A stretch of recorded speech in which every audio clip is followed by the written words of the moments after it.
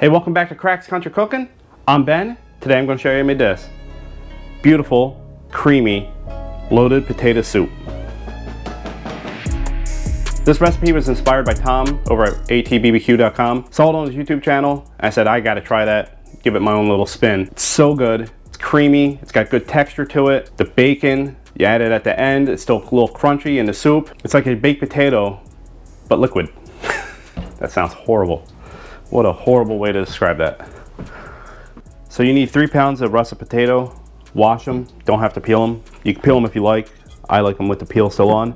You're gonna wanna cut these pretty uniform. You gotta remember, the smaller they are, the faster they'll cook. And you want them to cook evenly.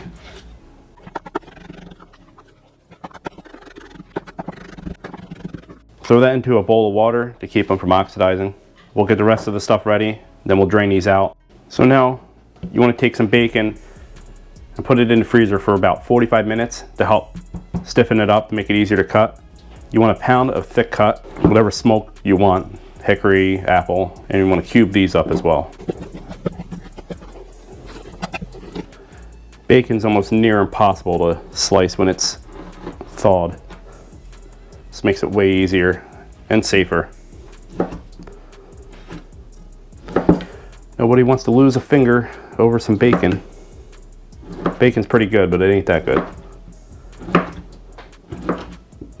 Now to a pan. Over medium heat, we'll add our bacon to a 6-quart Dutch oven. We'll break this up and we will cook it till it's crispy. While our bacon renders out, we can get our mirepoix all set.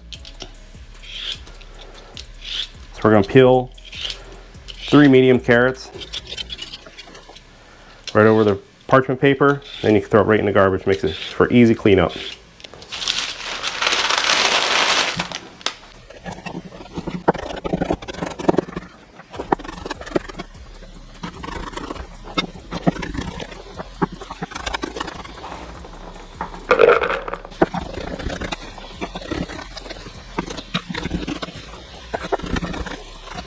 Now we can put our celery in the same container we put our carrots, and we'll get our onion. 1 medium onion. We'll dice this up.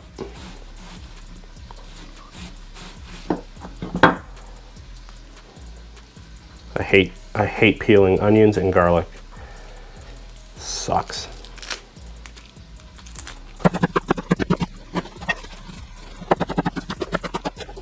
Put that in a container with our celery and our carrot. And our bacon should be just about done. Well, our bacon is not ready yet, so we'll get our chives ready for later. We're just going to use this for a garnish.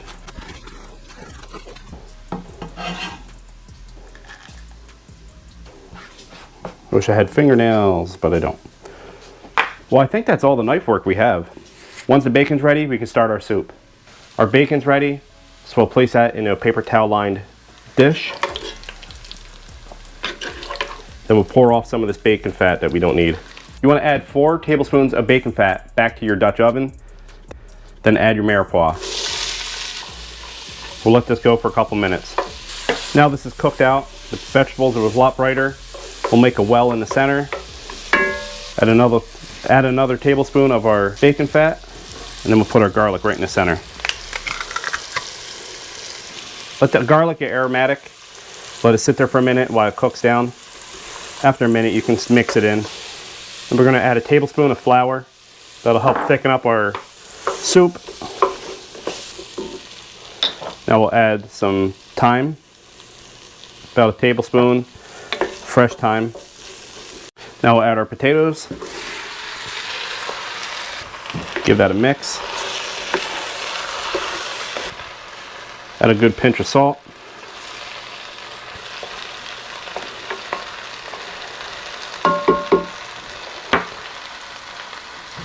Now pour in a quart of chicken stock. I microwaved it so it's warm, so it doesn't cool down what we're trying to cook here, slow down the cooking process. All right, so we got a little bit left over. You really don't want to submerge it. You just want it just level with the potatoes.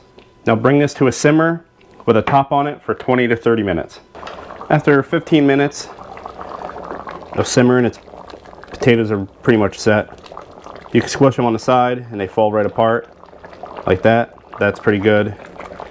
The measure should be around 205 to 210. Now we'll place half of this into a separate container. To a food processor or a blender. I don't have a blender, so food processor. We'll take this, put that in there, and then we'll add 2 cans of cream of mushroom soup, condensed. Put the top on, then let it run till it's smooth.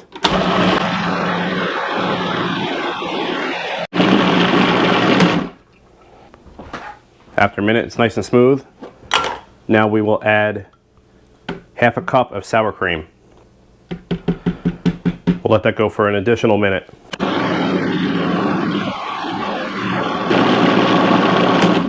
Once that's done, we can add it to our container. Look how smooth that is.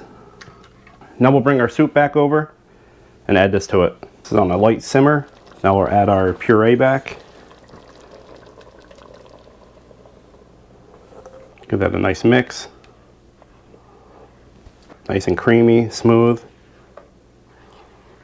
Add back most of the bacon. Leave some for garnish. Mix that in, let that reheat. We'll bring this just to the point where it starts to bubble, and then we can serve. Probably should taste it for salt levels. I don't add a lot of salt in the beginning.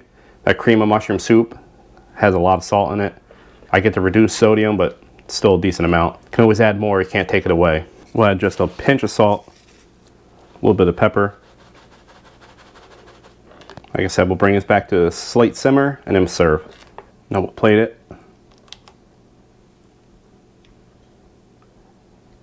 We'll sprinkle on some cheese,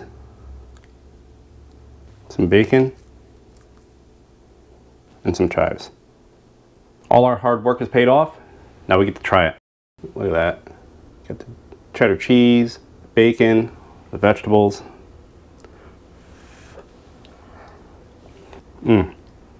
It's really good. You get the contrast between the creaminess, the potato that's still left in it, the crunch from the bacon. You get the cheese on top. You get a little bit of a tang from the sour cream added right to the soup. It's really good.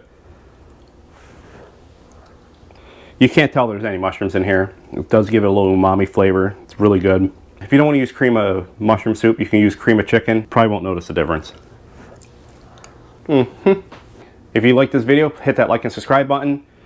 We got new videos coming out every week. You can follow us on TikTok, Instagram, Threads, of course YouTube. Go to crackscountrycooking.com. We got recipes, seasonings, all sorts of stuff on there. All right, see ya. It's dinner time.